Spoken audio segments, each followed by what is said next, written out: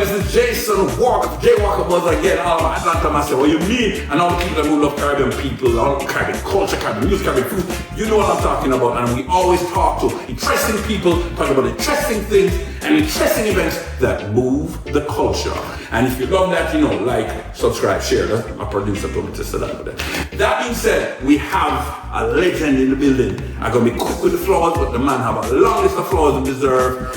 Grammys, American Music Awards, first Caribbean artist to do this, that, and the other. Diamond album. The man shut down, locked down the tours, the stadiums in Europe, Africa, North America. Man run things. One of the greatest foundations, the Shaggy and Friends Foundations, help kids with the heart. Also, the best Caribbean song that came in response to the Haiti earthquake with Haitians on South Florida. Always blow the mind when I say it for them. Ladies and gentlemen, the legend, the incomparable, one of the greatest artists of all time, Shaggy. Well, what an introduction. You have to say after that. No, Shaggy, we're here because we're really talking about the Island Music Conference. That's the reason we're here. So let me just start there. You got together with legends like Sean Burke and this person in Judith Bottom to put together this very important event. Please tell us a little bit about it. Well, if anybody was part of it, those are the two most qualified people. And not just qualification as far as their backgrounds and what they've done, their accomplishments. It's really qualification based on passion also. You couldn't find two more passionate people about our culture and about our island. So, it's a winning combination in that sense. We share a lot in common. And, sometimes we do things at a labor for a labor of love in a way. And if it blossoms into something else, that's a different situation. But our thing is this culture that has given us so much. We say our opportunity is really paid forward. And I'm very, very proud to be involved with it with them. Now, when and where is the Island Music Conference, and why should people come? It's normally during reggae month, February. And the reason they should come is because there's a lot to learn, a lot to take away from it. You have, not just I don't say just music, we say entertainment, because we have people from film that are also there, people from television that come have conversations with us. We're talking to people that are touring is a big part of every artist's life. Talk to people who are from the touring segment, from Live Nation. People who you let them know that they're to deal with even legacy artists, right, and how they should actually monetize their catalog and monetize their touring. So these are conversations that we have, and we normally have a pool of really strong shakers and movers, people who have their finger on the pulse in the industry. So it's great to come and not just meet these people firsthand, but also to get some sort of networking going with them. Get a contact here and there. There's so many people who I've met there. We talk about TJ, who got his deal. Steve Carlos out of Warner. We're talking about people like Steve Greenstein from S-Curve. They did Banana and a couple of these records, and Who Let the Dogs Out, and very strong connection with Caribbean music. So we bring them, Tom Poldman, who's a person of iHeart, who come down there, and Alex Tier, who run hits over there at Sirius XM. So we bring everybody to come in and just, and that's just to name a few, come in and have conversations. People in publishing, people, even on the financial side, it's easy for us when our artists get a hit and start make some money, buy some gold chain and have a nice car, drive some pretty girl and buy some hairstyle and bag and them thing. But nobody realize that at some point you have to put the money where it's easy to make the money, but how you going to keep the money, how you going to make the money grow for you. So we have financial advice, panels from bankers. Why is it bankers are not doing business with artists? You know, we had those harsh conversations happen at Island Music Conference, where you know, everybody's buying catalog. You know, a lot of people don't know that they can leverage their catalog. You know, these are things that are discussed. You know, we talk about the stocks, you know, setting up trusts, you know, and investing in the S&P 500. You know, we all know what happened the other day with both. How to, you know, have a conversation on how to make that not happen to you. You know what I mean? Financial literacy, financial literacy. Yeah. You know, so we have those conversations also. Yeah. So, you know, there was that, like, we had a scary story once, I'm not going to say names, of a dancehall artist who literally gave his whole album for a Toyota Corolla, that year's Toyota Corolla, and did not have... He's not the only one. There are many stories like that. That's because sometimes they just go for the money. You know, they're not thinking about ownership. You know, and the thing too, the people who are making the deals aren't letting them really wise up. No, at Island Music Conference, is there conversations about maybe reversing those kind of situations, like going back, like you said, a lot of catalog? So, you know, it's very difficult to reverse. I mean, you know, take for instance, back in the early days, a lot of John Jola's catalog. A lot of these artists that John Jola was a vibe, he was a genius. Producer Henry Ginger Loss. You know, and a lot of these artists, they just used to give them a bag of money. There wasn't any paperwork back then. And it's not that because he didn't want to do paperwork, he probably just didn't know. Right. You know? The thing is that the people that he was dealing with also, they knew, but they weren't gonna let him know, so they didn't know either. You know what I mean? You know, that catalog is now operated. I think that the estate owns it, but you know, it's still run by VP or probably partially owned by VP Robertson.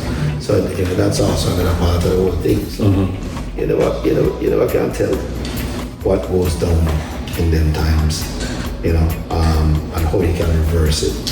What can happen is if an artist has a leverage, you know, then you can probably go in and have a conversation, because also if the record company that owns these catalogs, they might want to monetize it. It's not easy to monetize a catalog without the artist. It's better to monetize it with the artist. You know, the artist should look at that as leverage. To say, okay, let me go into a record company, you know, and have a conversation with them and say how we can work together. You know, maybe revert some of it back to me down the line. You know, and try to create a deal, but you have to have some sort of leverage going into it. You see the kind of conversations that are necessary, see the kind of things that when you talk about Island Music Conference will bring together. Now, there was a time that you also didn't know. So when you were coming into it, you know, one past interviews you've spoken about being in the military at the time we started looking at this. Let's go back to a young Shaggy. Tell us a little bit about you coming in and navigating this whole thing that you didn't know, because you weren't even thinking of that. You're just... If there's one thing I can tell people, trust no one. Trust no one. I don't care how much they say they're your friends, how much you and them go through life. Trust no one. Jealousy develops over time, especially if you're a star.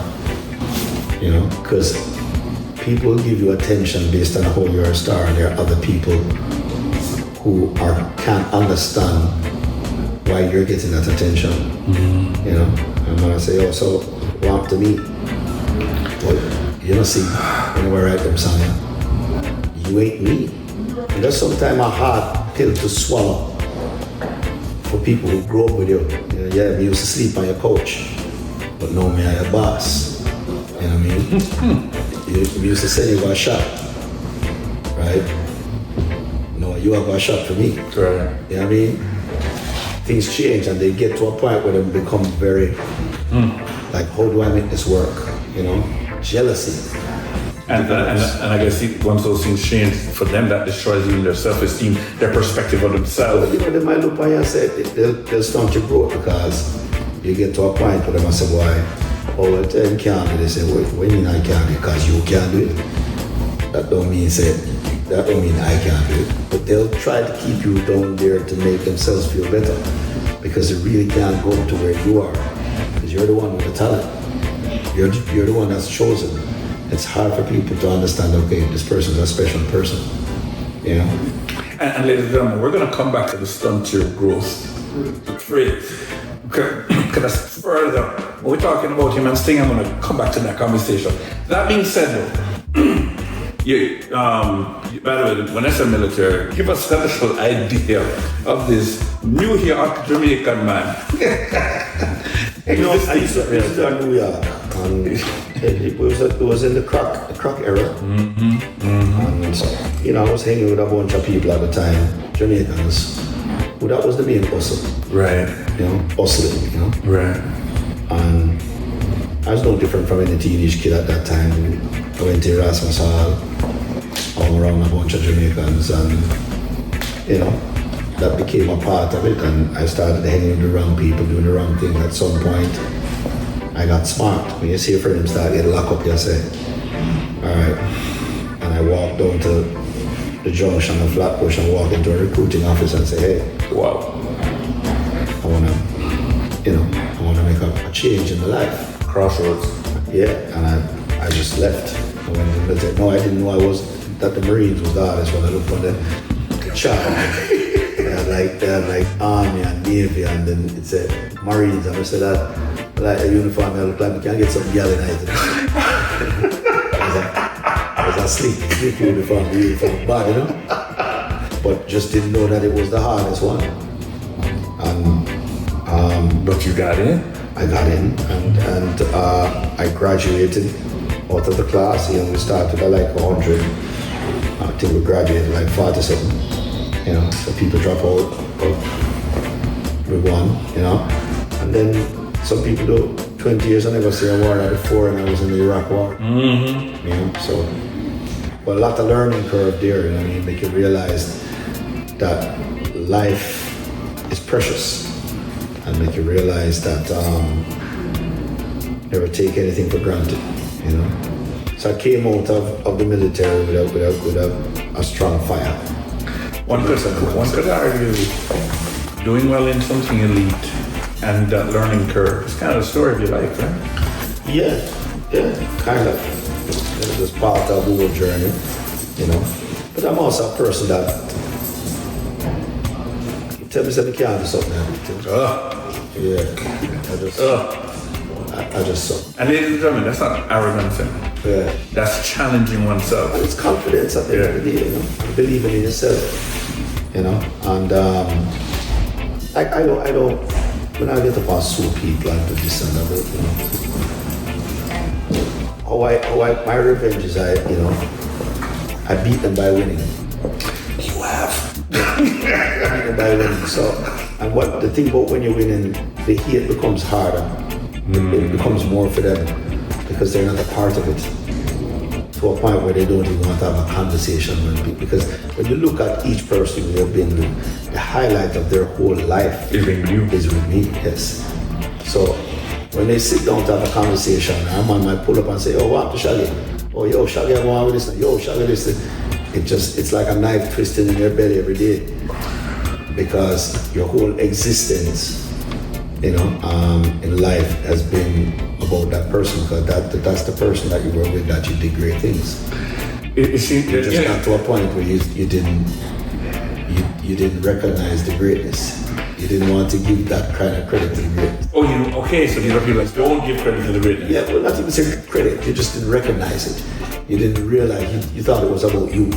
And because they grew with you, or they came up with you before your greatness was recognized. Exactly. They think they're part of. Yeah, you know what I mean? And because they did it with you, so they start thinking that they're the main reason. Right. Until you take yourself away. Right. And then they stuck. Okay. Now, if you can name one of them that leave me, that has gone on to something that's bigger, I give a salary. Me? Anyway. Trying to get the salary. I'm just saying. And they, whenever we split with anybody that you split with, they always say, well, that's the end of you. I'm still here. Are you serious? Even with record companies, I've had record executives that they're in meetings and saying this banana boat guy, it's the end of it. And these are literal words that were said. And they're all fired. You make them money and them really call you that. Not even that, but where are they to this day? Right. I could sit there and name on probably 10 things of them executives that I've worked with that aren't in the business anymore. But I'm still here. Well, from the stories of not just you, but most artists I've ever read, their life stories. Yeah, those executives seem to have a very high perspective of themselves. Yeah, I mean it's ego at the end of the day too. You know, and I think there's an old, especially in Jamaican music, where old producers them have this thing where them feel like the artists work for them. And the sound system culture, the artists come on the sound. Yeah. Artists don't know that they work for them. Right. They are the CEO. Right. Yeah. They're the CEO. You're the CEO of your brand. Yeah. Your manager work for you. You don't work for your manager. Let me tell you something, guys. The worst thing about interview Shaggy, because Shaggy has done so many things, and you might have a plan, but Shaggy starts to say some things that way off of your plan, because he's been all over. No, but not just all over, but also made the same mistakes too. So if you're not listening to a guy that is talking to you without making those mistakes himself. Right. I've made those mistakes. I've lost millions and millions of dollars. Exactly. Right? But, you know. I was crazy. Nobody knows that. Yeah. When you just said that. But, you know. Name of successful person that has not have lost. Like I said, there's two type of people in the world now, winners and losers. It's not hard to spot them. All you have to do is just look at the track record. Yeah, the track record. There's a pattern. And you look on the pattern and you say, because even the winner sometimes might have losses, but it's not really a loss. It's a lesson. It's a lesson. You turn the L the next way. And it's a lesson. And so when you're learning lessons, you're still gaining. It's not a loss. You know? But yeah, you can just look at them. It's easy to Google somebody and just go through a one-man timeline and realize that, yeah, that's a loser. You know, it's not hard to figure out. You know, it's like you have a girl you meet and she look on her and every man she ever did, she cheat with her. And then she come to you and say, there's something special about her. In your mind, if she cheat by you, you're not going to be surprised. Right. Because there was a pattern, there's a history. You know, it wasn't hard to spot. You know what I mean? The same thing. All right, that you mentioned Drive, which is where we were, coming out to the Marines. In my opinion, we didn't know much. I may have gotten the dates wrong when Harry came on, but I was in Jamaica listening to these New York artists, which you were one of, like Jed, Shaggy, Red Fox, and as a song man, I was getting these 45s. Yeah. You know, down in Jamaica. Anyway. Yeah. Secret. And I was just like, it was interesting because first of all, I didn't really know. A lot of us didn't know that there was things happening outside Jamaica. First of all, we didn't even know the dance playing outside because before I heard from, I wasn't really playing in Jamaica on the radio, right? And then this manifestation of this New York crew. You could just tell. I don't know if you guys connected in that era. I've never asked you, but what was that like? Because this is now when you are now becoming an artist. Patrick Jed is doing this thing. Red Fox. What was that like? We was a strong crew called the Rough Entry Crew. And we were just neighborhood kids that, me and Fox really kind of meet on a sound clash thing. Because we were rivals within, the word was going around that he was on LP, I was on Gibraltar, and these are sound systems. Sound system. And LP is the great, no disrespect to Gibraltar, but LP kind of. Yeah. LP became stereo fish. Yeah, Gibraltar didn't go much bigger because my success happened and then Rossi, who owned Paula Rossi? Gibraltar ended up being my tour manager. So that's amazing. Yeah, Paul never told me that. Yeah, so it's Paul's son and started, which is Gibraltar. So that's somebody who was with Shaggy and still with Shaggy. And still with it, yeah. So clearly Paul recognized his greatness. Yeah. Continue. Yeah, but the thing with Rossi is he used to sleep on Rossi coach. Right. In the military and we would do student and everything. I'm a DJ for Rossi Sound. Rossi knew that the minute I walk in, I dance one night, I pick up the mic and talk, and he went the clash. That was it in Aquarius. Can you believe we missed out on Clash and Shaggy? Most of us don't know. Please send me their videos of you murdering. I was a Clash artist at that time, you know. And, just total lyricist, you know, competing with the likes of Screechy Dan and them on there, and I was a beast. Mine was cut short because I got out Carolina. And when I got out Carolina, they paid me £1 million. That was the most money ever paid to any artist in dancehall at that point, right? In reggae period. And so I was on a different trajectory at this point. So Rossi became the tour manager, and it was a whole new career. So the sound itself was kind of died. Clyde was really the selector, but the heartbeat of the sound was really Rossi. Yeah. And of course, so now in terms of that crew building, now you had Old Carolina. Yeah. We also started hearing about the other ones. What were you seeing at that point? We even heard stories about you and Maxi Priest. What were you seeing at this point?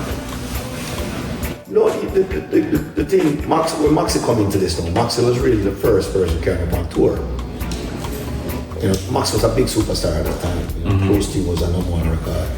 You know, he had done House Call and really boss. As far as internationally, in boss Shabba. You have to do that. Right. Facts. To let the world know, you know, coming off a Close to You, a massive number one on the Billboard charts.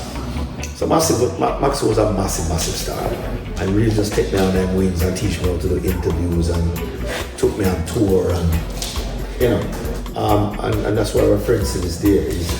I'll always love him for that. You know, I mean, there's Maxi can't around for me. I mean, I'm Maxi getting a will for war and will for fight and will for cussing and rare. But if I see him tomorrow morning, the first one that is a film because I'm Maxi that. All right, let's jump forward. You know, that's the beginning of the care. Let's actually jump all the way forward. Last time you and I... Super cat do a whole for me too. The last time you and I spoke was during this whole you and Sting doing things together. Yeah. And one of the things that stuck with me in that interview was the same thing you said earlier about people being stuck. You know, expand a bit more on that, and then what you were seeing, you know, like at the music launch, you're talking about people taking Learjets for tour as opposed to buses. Yeah. Tell me how that impacted your perspective of music industry and so on. Sting is the brother that I never knew I needed, you know? Sting is a man who coming in my life at a time where, you know, I was as an artist, you look for inspiration. It's hard to be inspired. You might see me writing songs for like Spice and, you know, when I produce Kiss and when I write other songs for other people. And I don't write, I put a Shaggy album out in over 7 years or probably 9 years by now, you know what I mean? Because of the fact that I'm not inspired to write Shaggy songs. I'm inspired to write other people. So when I write a songs and I talk, oh, the girl let me be son, she's slow, and that and she I mean, I'm inspired to write all of that because it's something that I've never done. You know, I can't really say that it's not in par with brand. Right. So I have fun writing these songs. I know say Spice, I can deliver it. You know what I mean? And I sit down and write some things. I love that. Right. So I'm inspired that way. So inspired for do. Shaggy, what am I going to be inspired about after 30 years? I've been saying everything there. So I'm at a point where I'm looking for my team around me and they aren't inspired by me anymore because they've been with me so long, you know? And so if I come with something new, I'm say, you know what, I want to sing this, I want this, I want to try this. I like, you know, this guy think he Whitney Houston now. So, you know, I said, think he Luther Vandross or something. Them that arguments you ever get. So in their mind, it's like, all right, well, you know, and then Sting came along and what he's now inspired by me and fascinated by me, by the way I write songs, by the way I sing, and I must say, yo, you can do this. You're one of the best singing vocals. So after a while it dawned by I said, so here's a bunch of people who never met nothing yet. The biggest one ever get is from me. Here's a man that has sold over 150 million records, one of the greatest songwriters in the world, one of the greatest singers in the world, and he will look at me and say, yo, you are a genius, you're one of the best I've ever seen. You need to tap into your vocals, you need to sing. And I'm like, well, I used to do background for my own thing, then I could pay for the background thing. I was like, no, you and so he came to me with the idea with Frank Sinatra. Yeah. And he said, you need to sing this. And I said, if you can sing this, then you can sing anything, because these are some of the most complex compositions in the world. And he sat there and took every single vocal, produced everything with me on that whole project. And it's one of my most proudest projects to this day. So sometimes it take a person, when you take up on tour, he split everything with me down. Sing's a much bigger artist than me, never have to give me half everything. But he was generous enough to split everything from touring to royalties to writing all the way down the middle. Wait till the thing come back. I want to tell you, it's probably the most money I've ever got on music, to be honest with you. Alright, well listen, we're going to have to wrap things up because everybody wants to talk to you today. By the way, we wrap things up, we do a quick lightning round. Just rapid fire, quick question, rapid fire answer. Alright. First question, greatest Nick ever. You're from New York. Who is the greatest Nick ever? Or Nick? New York Nick. Mr. That's Patrick Ewing. Patrick Ewing, Jamaica. Patrick is also an advocate for players. Yes, he is. You don't just go work. I wasn't just a player, never get a ring. Right. If you understand, but he was the guy that changed a lot of things for a lot of players. Right. And advocated and took on the owners. Right? He's not just Patrick Ewing, this Jamaican guy when he plays basketball. You know what I mean? He's massive to that one. Next question, you did the World Cup anthem for the cricket when it came to the Caribbean. If you had an opportunity to perform halftime, you've performed around it, but halftime for Super Bowl or World Cup or the Gold Cup, which one would you want to perform for? Super Bowl, of course. Super Bowl over the FIFA World Cup? FIFA World Cup. Yes. I think, yeah. I said FIFA. I was shocked. Sorry. I didn't, it is a World Cup. Yes, sorry. There's a handful of Caribbean artists that have connected with what you connect to. Bob, Peter, Rihanna, Mickey, you, Sean. Good company to be in. Excellent. Exclusive club. So, in my opinion, you guys are more than a Caribbean art, you're international. Global, yes. Global, yes, use that one. Can't local. Global. What is the most global thing about you? The most global thing? Yeah. I think it's the brand. The brand is recognized in every single country in the world. I don't think there's a country that I'm going and say Shaggy and people don't know who I am. Good answer. What's the most interesting U.S. destination in Middle America that you've been to? You brought up Albuquerque a while ago, that's why I thought about it. Interesting in what way? What do you mean by interesting? Just like it just fascinated you when you got there. Maybe you see, you didn't think this place would look like this. For me, I still am fascinated with like Maine. I know that's weird. No, that's it. That's exactly it. Yeah. And if you could record a song with one artist from the past, who would that be? Record? Yes. Dead or alive? Dead or alive. You and them. They were with us. They were with us. Yeah. And will we see Shaggy and friends again? No. Sir? Thank you very much. Thank you. But then again, never say never. Never say never. Ladies and gentlemen, literally one of the greatest artists, part of that exclusive club that we listed earlier, Shaggy. He is very generous. He's always been generous. Like, he doesn't even want to this interview, but the people lined up. Thank you very much. Thank you, sir, for coming through. He is an example of excellence. More than that, he gives back. But he does demand that we step up to excellence. There will be somebody that stunts other people, step up to the excellence. He's doing it right there. Yeah. Shaggy. I'm Jay Walker. Give them. Bless him again. All right.